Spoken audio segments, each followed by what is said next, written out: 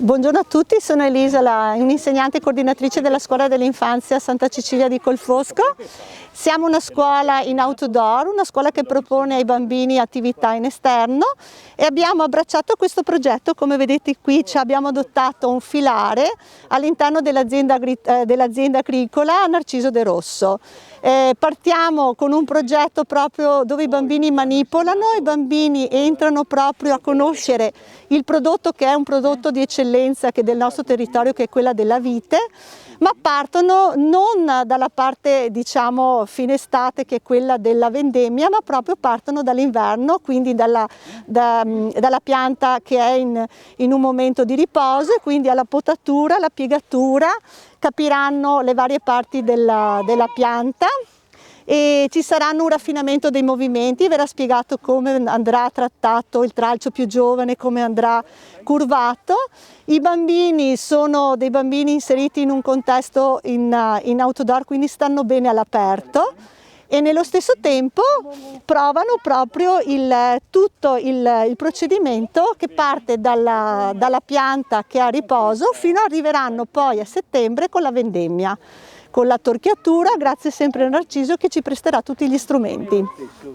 Intanto è una bellissima giornata di sole, abbiamo alle spalle un panorama stupendo, siamo nel territorio patrimonio dell'UNESCO e quindi credo che insegnare ai bambini fin da piccolissimi il capitale su cui vivono, posti meravigliosi che hanno la fortuna di vivere, sia un'esperienza che porteranno nel tempo e per tutta la vita.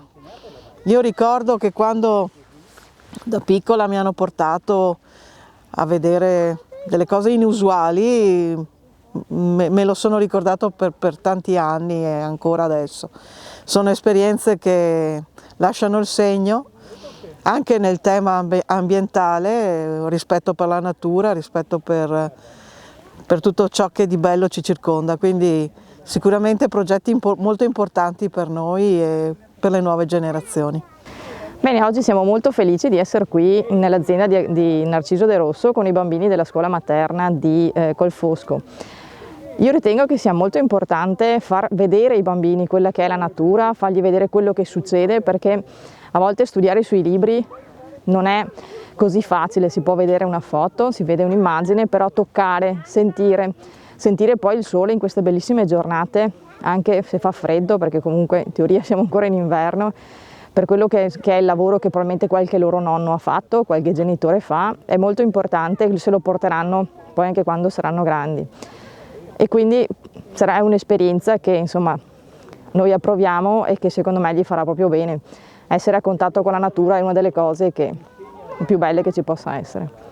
Mio padre mi diceva sempre: impara l'arte e mettilo da parte.